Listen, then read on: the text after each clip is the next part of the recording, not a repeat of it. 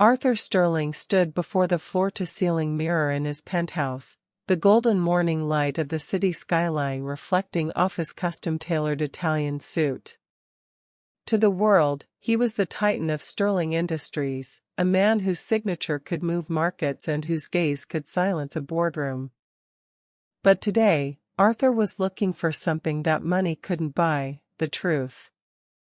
He reached for a cardboard box hidden at the back of his walk-in closet. Inside were not silks or leathers, but the remnants of a life he had long forgotten. He pulled out a pair of moth-eaten trousers, a stained, oversized hoodie, and a pair of boots so worn the soles threatened to detach.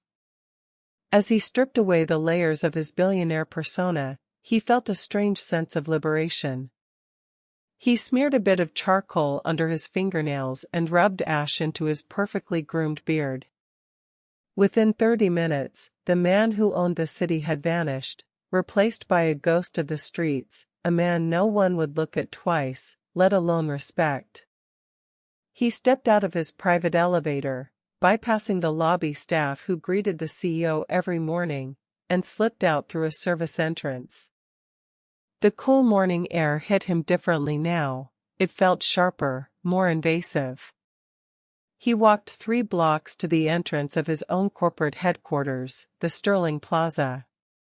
He sat down on the cold, unforgiving concrete just a few yards from the revolving glass doors. He placed a battered tin cup in front of him and lowered his head. He wanted to see his empire not from the top floor, but from the gutter.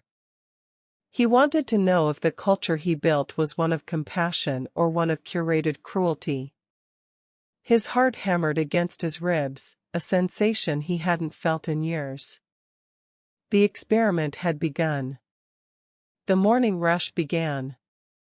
A sea of polished shoes and clicking heels surged past Arthur, a rhythmic tide of indifference. He watched the people he paid 6-figure salaries to walk by, their eyes fixed firmly on their smartphones or the horizon, anywhere but on the man at their feet. Then, he saw him, Marcus Thorne, the senior vice president of acquisitions. Marcus was Arthur's top performer, a man known for his killer instinct. As Marcus approached the entrance, his reflection caught in the glass doors. He paused to straighten his silk tie. Arthur reached out a trembling hand, the tin cup rattling slightly. "Please, sir," Arthur rasped, his voice intentionally gravelly, "could you spare a moment? I haven't eaten since yesterday." Marcus stopped, but he didn't look down with pity. He looked down with a sneer of pure, unadulterated disgust. "Move it, old man," Marcus hissed, his voice a low venom. "You're blocking the path for people who actually contribute to society. You're an eyesore to this building and a stain on this street." Marcus didn't just walk away, he intentionally kicked Arthur's tin cup, sending it skittering across the pavement. The few coins Arthur had placed there as seed money scattered into the gutter. "If you're still here when I get back from my meeting, I'll have security toss you into the river," Marcus added over his shoulder. Arthur watched him disappear into the lobby, the automatic doors closing with a soft, expensive hiss. The internal sting was worse than the physical cold. This was the man he was considering for the chief operating officer position. This was the leader he had mentored. Arthur realized that beneath the expensive cologne and the sharp wit, Marcus Thorne was a hollow shell of a human being. An hour passed. The sun climbed higher, but the shadows of the skyscrapers kept Arthur in a perpetual chill. He was about to give up, convinced that his company was a breeding ground for elitism, when a pair of scuffed, sensible flats stopped in front of him. A young woman, perhaps in her mid-20s, knelt down. She wasn't wearing a designer suit, she wore a simple blouse and a lanyard that identified her as Sarah, a junior analyst in the accounting department. She didn't look disgusted. She looked concerned. "Are you all right?" she asked softly. She didn't wait for an answer before reaching into her bag. She pulled out a brown paper bag, her lunch. I don't have much cash on me today, but I have this. It's a turkey sandwich and an apple. Please, take it. Arthur looked into her eyes and saw a genuine warmth that he hadn't seen in the boardroom in a decade. Thank you, child, Arthur whispered. But don't you need your lunch?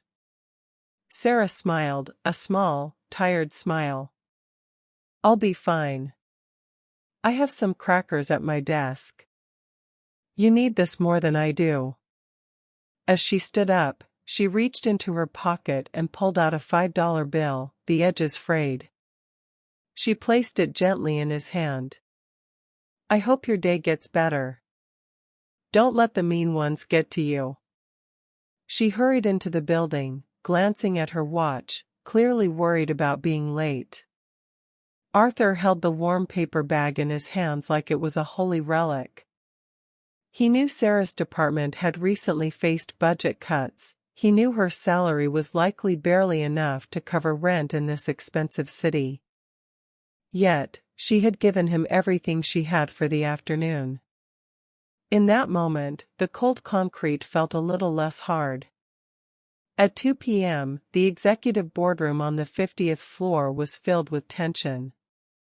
The board of directors and the senior VPs were gathered for a crucial announcement. Marcus Thorne sat at the head of the long mahogany table, already acting as if the COO position was his. He was regaling the others with a story of how he handled a persistent beggar that morning, drawing laughs from several of the other executives. Suddenly, the double doors at the end of the room swung open. A man walked in, but he wasn't wearing the expected charcoal suit. He was wearing tattered, grease-stained rags, an oversized hoodie, and worn-out boots. The room went silent. Marcus jumped to his feet, his face turning a shade of purple. Security! How did this trash get up here? Marcus bellowed, pointing a finger at the intruder. I told you I'd have you thrown out.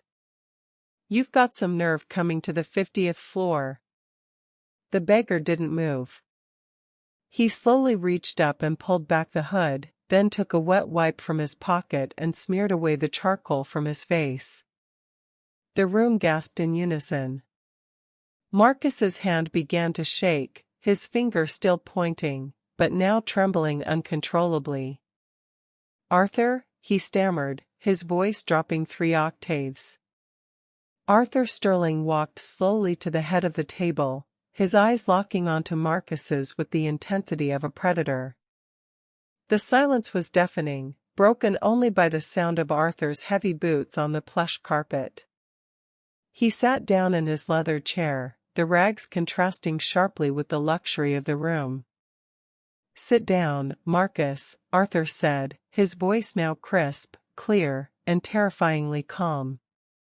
We have much to discuss regarding the stains on this company. Arthur looked around the table, his gaze lingering on each executive who had laughed at Marcus's story earlier. Today, I learned more about Sterling Industries than I have in the last 20 years, Arthur began. I learned that we have cultivated a culture of arrogance, where a man's worth is measured by his shoes rather than his soul. He turned his focus to Marcus. Marcus, you are a brilliant strategist. But you are a failure as a human being. You are fired, effective immediately. Your killer instinct is no longer welcome here. Security will escort you out, and I suggest you use the service exit. It's a bit more humbling. Marcus tried to speak, but no words came out. He slumped out of the room, stripped of his power in seconds. Arthur then turned to his assistant. Bring in Sarah Jenkins from accounting. A few minutes later, Sarah entered the room, looking terrified and confused. When she saw the beggar sitting at the head of the table, her eyes widened in shock. Arthur stood up and walked over to her, his expression softening. Sarah, today you showed me that there is still heart in this building. You gave a stranger your lunch when you had nothing else. Because of that, I am promoting you to Director of Corporate Social Responsibility, with a salary that ensures you'll never have to worry about lunch again.